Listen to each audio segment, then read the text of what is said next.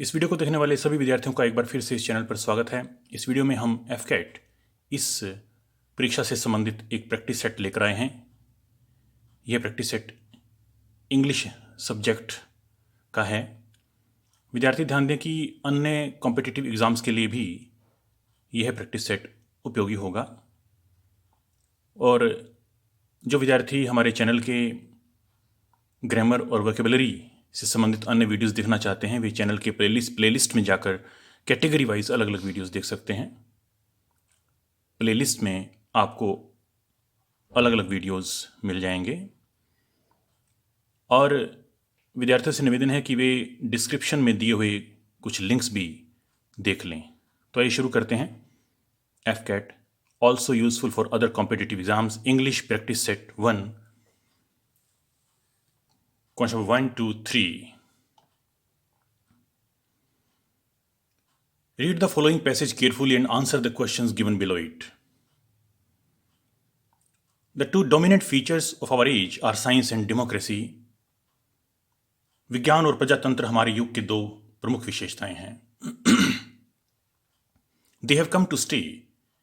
वे स्थायी हो गई हैं। We cannot ask educated people to accept the deliverances of faith without rational evidence.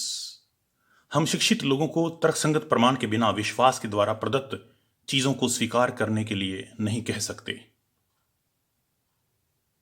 Whatever we are called upon to accept must be justified and supported by reason. हमें जो कुछ भी स्वीकार करने के लिए कहा जाता है वह औचित्यपूर्ण होना चाहिए और तर्क के द्वारा समर्थित होना चाहिए।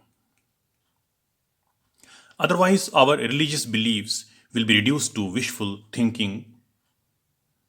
वरना हमारे धार्मिक विश्वास कामना से भरी सोच बनकर रह जाएंगे। Modern man must learn to live with a religion which commends itself to his intellectual conscience, to the spirit of science. आधुनिक मनुष्य को एक ऐसे धर्म के साथ रहना अवश्य ही सीखना चाहिए जो उसके बौद्धिक विवेक और विज्ञान की भावना के अनुरूप हो। Besides, religion should be the sustaining faith of democracy, which insists on the intellectual and spiritual development of every human being, irrespective of his caste, creed,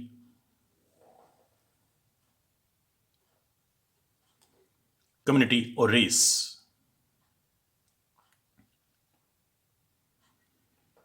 इसके अतिरिक्त धर्म लोकतंत्र का सतत विश्वास होना चाहिए जो हर व्यक्ति के बौद्धिक और आध्यात्मिक विकास पर जोर दे, चाहे व्यक्ति किसी भी जाति, मत, समुदाय या नस्ल का क्यों ना हो। Any religion which divides man from man or supports privileges, exploitation, wars cannot commend itself to us today. कोई भी धर्म जो मनुष्य को मनुष्य से अलग करता है या विशेषाधिकारों, शोषण, युद्धों का समर्थन करता है, वह आज के समय के अनुरूप नहीं हो सकता या आज के समय में सराहना नहीं पा सकता। तो ये एक पैसेज था, कॉम्प्रिहेंशन, रीडिंग कॉम्प्रिहेंशन पैसेज। इसके नीचे कुछ क्वेश्चंस दिए गए हैं, उनके आंसर्स हम देखेंगे अभी। Question number 1, in the passage it is said that democracy, नीचे 4 ऑप्शंस हैं। A should aim at the intellectual growth of all people, B should strengthen religion, C should work for spiritual development of every human being, D both A and C. Question 1 का जो answer है वो है D both A and C. Question 1 का answer है D both A and C. Question 2 देखते हैं। Which of the following is correct? A good religion sports war if necessary.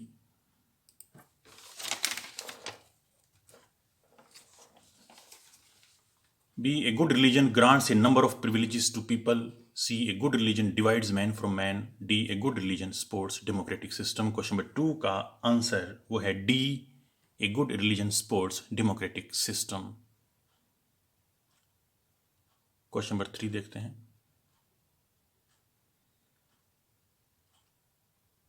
The writer says that, नीचे 4 options हैं। A. Educated people are likely to accept faith not supported by reason.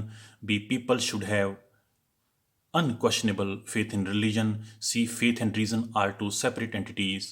D. Faith without rational evidence may not be acceptable to the educated people. Question number 3 का answer है D. Faith without rational evidence may not be acceptable to the educated people. Question number 3 का answer है D. Question 4 to 9.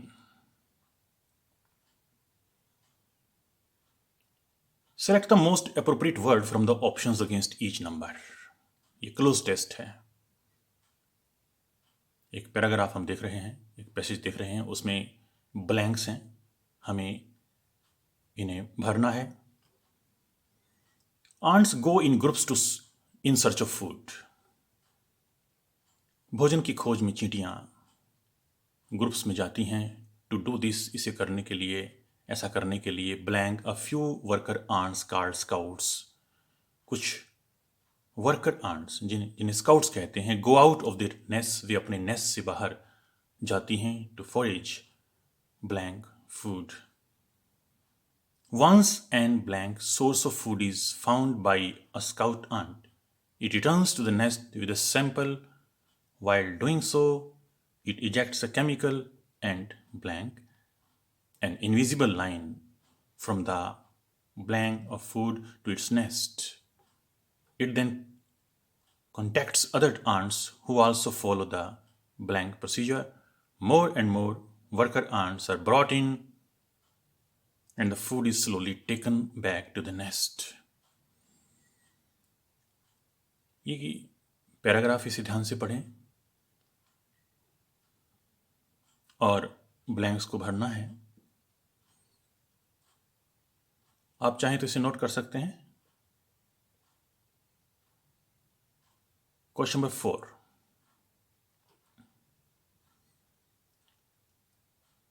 देखिए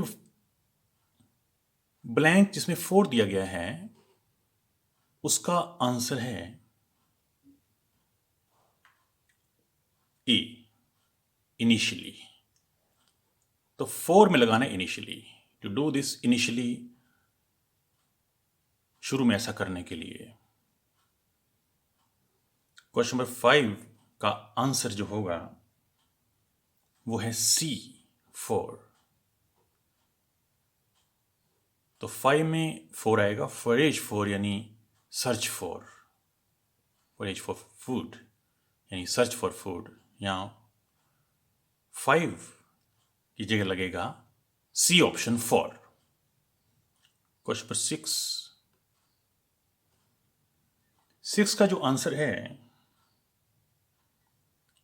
वो है B, abundant, प्रचुर। यानी once an abundant source of food is found, एक बार जब भोजन का एक प्रचुर स्रोत मिल जाता है। अबंडेंट, 6 में अबंडेंट। 7, क्वेश्चन 7 का आंसर है बी, ड्रॉज। तो 7 में आएगा draws. Draws an invisible line, एक अदृश्य रेखा खींचती है। ड्रॉज, 7 का आंसर है बी, ड्रॉज। 8, क्वेश्चन 8 का आंसर है A, place. From the place of food to its nest, तो यहां प्लेस लगेगा 8th में। क्वेश्चन नंबर 8 का आंसर है A, place. Question number 9, question number 9 का आंसर है डी, सेम। क्वेश्चन नंबर 9 का आंसर है D, same. Follow the same procedure, तो 9 की जगह आना चाहिए सेम, वही कार्यविधि अपनाती हैं, सेम। एक बार फिर सुन लें। 4th क्वेश्चन का आंसर है ए, क्वेश्चन 5 का आंसर है सी। क्वेश्चन 6 का आंसर है बी। क्वेश्चन 7 का आंसर है बी। क्वेश्चन 8 का आंसर है ए। क्वेश्चन 9 का आंसर है डी। ये क्लोज टेस्ट था, क्लोज टेस्ट। अगला क्वेश्चन देखते हैं, question 10 to 13। Choose the word which is nearest in meaning to the given word, यानी सिनोनिम हमें चुनना है। क्वेश्चन 10, लिम्पिड। लिम्पिड होता है स्वच्छ, साफ, शुद्ध, निर्मल। नीचे ऑप्शंस हैं, क्लियर, गैरुलस, फसी, प्लेजेंट।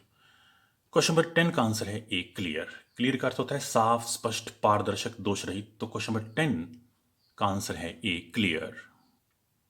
क्वेश्चन नंबर 11 देखते हैं, फर्टिव। फर्टिव का अर्थ होता है गुप्त या चोरी छिपे किया हुआ। गुप्त या चोरी छिपे किया हुआ। नीचे ऑप्शंस में से हम चुनेंगे। क्वेश्चन नंबर 11 का जो आंसर होगा वो होगा ए, सीक्रेटिव। सीक्रेटिव, गोपनशील, छिपाने वाला या छिपाऊ। तो क्वेश्चन नंबर 11 का आंसर है ए, सीक्रेटिव। क्वेश्चन नंबर 12 देखते हैं, करिजिबल। सुधारने योग्य। सुधारने योग्य। नीचे ऑप्शंस दिए गए हैं, सिनोनिम देखना है। क्वेश्चन नंबर 12 का आंसर है बी, अमेंडेबल। अमेंडेबल का अर्थ होता है सुधार करने योग्य, संशोधन करने योग्य। विद्यार्थियों से निवेदन है कि जो वर्ड मीनिंग में नहीं बता रहा कुछ ऑप्शंस की, वे स्वयं देखने की कोशिश करें डिक्शनरी में। अभी मैं आंसर्स बता रहा हूं केवल इसमें। करिजिबल, इसका आंसर है बी, अमेंडेबल। सिनोनिम्स देख रहे हैं। Question 13, manoeuvre. इसका अर्थ होता है कुशलता, युद्ध नीति या चाल। कुशलता, युद्ध नीति या चाल। क्वेश्चन नंबर 13 का जो आंसर है वो है ए, टैक्टिक्स। इसका अर्थ होता है युक्ति, युद्ध विद्या या व्यूह रचना। युक्ति, युद्ध विद्या या व्यूह रचना। तो क्वेश्चन नंबर 13 का आंसर है A. Question 14 to 17, choose the word which is nearly opposite in meaning to the given word. Question 14 से 17 तक हम देखेंगे एंटोनिम्स, विपरीतार्थक।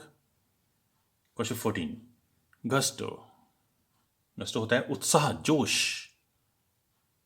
इसका आंसर है नीचे ऑप्शन में से ए, एपैथी। इसका अर्थ होता है उदासीनता, विरक्ति। तो विपरीत अर्थक हुआ ए, एपैथी, उदासीनता या विरक्ति। 15 देखते हैं, अनक्वोट। क्वेश्चन 15, इसका एंटोनिम देखना है हमें। इसका अर्थ होता है अशिष्ट, असभ्य। इसका विपरीत अर्थक देखेंगे तो क्वेश्चन नंबर 15 का आंसर बनेगा ए, रिफाइंड। परिष्कृत, सुसंस्कृत, शिष्ट, शुद्ध, शोषित, शोधित। सॉरी, रिफाइंड का अर्थ क्या है? परिष्कृत, सुसंस्कृत, शिष्ट, शुद्ध, शोधित। तो क्वेश्चन 15 का आंसर हुआ ए। विपरीतार्थक देख रहे हैं, एंटोनिम्स देख रहे हैं। 16, इम्पेनिटेंट। इसका अर्थ होता है न पछताने वाला या पश्चाताप रहित। न पछताने वाला या पश्चाताप रहित। इसका एंटोनिम देखना है। क्वेश्चन 16 का जो आंसर है वो है बी, रिपेंटेंट। रिपेंटेंट, पछतावा करने वाला। क्वेश्चन 16 का आंसर है बी, रिपेंटेंट, पछतावा करने वाला। क्वेश्चन 17 देखते हैं, इवेनेसेंट। इवेनेसेंट का अर्थ है शीघ्र लुप्त होने वाली या शीघ्र लुप्त होने वाला। क्वेश्चन 17 का आंसर वो है बी, परमानेंट। परमानेंट होता है स्थायी। तो क्वेश्चन 17 हम एंटोनिम देख रहे हैं। क्वेश्चन 17 का आंसर है B, permanent. Question 18 to 19, fill in the blanks with suitable words. Question 18, she blank a story about why she was late. वो लेट क्यों थी, इस बारे में उसने एक कहानी। नीचे ऑप्शंस में से चुनना है। क्वेश्चन 18 का आंसर है made up. She made up a story about why she was late. वह लेट क्यों थी, इसके बारे में उसने एक कहानी घड़ी। टू मेकअप, घड़ना या इन्वेंट करना। She made up a story आएगा। क्वेश्चन 18 का आंसर है सी, क्वेश्चन नंबर 19 देखते हैं, you are not blank this kind of work. तुम इस प्रकार के कार्य को करने के नीचे ऑप्शंस में से हमने चुनना है। क्वेश्चन 19 का आंसर है B, cut out for. You are not cut out for this kind of work. Cut out for suitable for, तो you are not cut out for this kind of work. Cut out for होता है suitable for, के लिए उपयुक्त होना। तुम इस प्रकार के कार्य के लिए उपयुक्त नहीं हो, सुटेबल नहीं हो। तो क्वेश्चन नंबर 19 का आंसर है B, cut out for. Question number 20 देखते हैं, identify the part that has an error in it, if the sentence is correct select no error. किस पार्ट में एरर ये देखना है। Question number 20, I am going to have this certificate attest by the director. Question number 20, इसका answer है C. C पार्ट में एरर है, अटेस्टेड आएगा। ये अटेस्ट नहीं, अटेस्टेड आएगा, क्योंकि हैव के बाद हम ऑब्जेक्ट देख रहे हैं, तो उसके बाद वर्ब की थर्ड फॉर्म लगनी चाहिए। गेट और हैव के बाद ऑब्जेक्ट आने पर उसके बाद वर्ब की थर्ड फॉर्म लगती है, अटेस्टेड लगेगा। मैं डायरेक्टर से जो है यह सर्टिफिकेट अटेस्ट करवाने जा रहा हूं। हैव दिस सर्टिफिकेट अटेस्टेड, तो अटेस्टेड आएगा। क्वेश्चन नंबर 20 का आंसर है C. Question number 21, because of the heavy storm the ship drowned in the middle of the ocean. Question number 21, इसका आंसर है बी, ड्राउन नहीं सैंक आएगा। निर्जीव चीज डूब रही है, सैंक, ड्राउन नहीं, कोई व्यक्ति नहीं डूब रहा है। The ship sank, SANK। तो क्वेश्चन नंबर 21 का आंसर है बी, ड्राउन की जगह SANK सैंक आएगा। Question number 22 to 25, choose the correctly spelled word. Question 22 का आंसर है, हमें ठीक वर्ड चुनना है जिसकी स्पेलिंग ठीक हो। तो ठीक स्पेलिंग्स वाले वर्ड्स हमें देखने हैं। क्वेश्चन 22 का आंसर है बी, इररेपरेबल। इररेपरेबल ये क्या होता है, अपूरणीय। क्वेश्चन 22 का आंसर है बी, इररेपरेबल। क्वेश्चन 23 देखते हैं। क्वेश्चन 23 का आंसर है ए, फ्लोरेसेंट। फ्लोरेसेंट इसका अर्थ होता है प्रदीप्तिशील, प्रदीप्तिशील। क्वेश्चन नंबर 24 देखते हैं, हमें देखना है किस वर्ड की स्पेलिंग ठीक है। तो क्वेश्चन नंबर 24 का जो आंसर है वो है सी, मिसडिमीनर। सी आंसर है इसका। क्वेश्चन 24 का आंसर है सी, मिसडिमीनर। इसका अर्थ होता है माइनर रॉन्ग डूइंग, कोई छोटी गलती, माइनर रॉन्ग डूइंग। तो क्वेश्चन नंबर 24 का आंसर है सी, मिसडिमीनर। ये स्पेलिंग ठीक है इस वर्ड की। क्वेश्चन 25 देखते हैं। क्वेश्चन 25 में जो ठीक स्पेलिंग वाला वर्ड है वो है बी, इलस्ट्रियस। इलस्ट्रियस का अर्थ है प्रसिद्ध, उल्लेखनीय या सम्मानित। क्वेश्चन 25 का आंसर है B, illustrious. Question 26 to 29, which words explains the meaning of the following idioms. तो इडियम्स दिए गए, उनके अर्थ बताने हैं। Question 26, gift of the gab. Gift of gab का अर्थ क्या है, वो है सी, टैलेंट फॉर स्पीकिंग, बोलने का गुण, टैलेंट फॉर स्पीकिंग। क्वेश्चन 26 का आंसर है C, talent for speaking. Question number 27 देखते हैं। To give up the ghost, इसका अर्थ है सी, टू डाई, मरना। To give up the ghost, इस इडियम का अर्थ है सी, टू डाई। क्वेश्चन 27 का आंसर है सी। क्वेश्चन 28 देखते हैं। क्लोज शेव। क्लोज शेव इस इडियम का अर्थ है narrow escape from danger, A. Question 28 का आंसर है A, narrow escape from danger. Question number 29 देखते हैं। To sit on the fence. To sit on the fence का अर्थ है to avoid taking sides, D. Question 29 का आंसर है D, to avoid taking sides, कोई भी पक्ष लेने से बचना। तो ये कुछ क्वेश्चंस आपके सामने रखे और आशा है आपको हमारे वीडियोस पसंद आ रहे होंगे। And thank you for watching this video.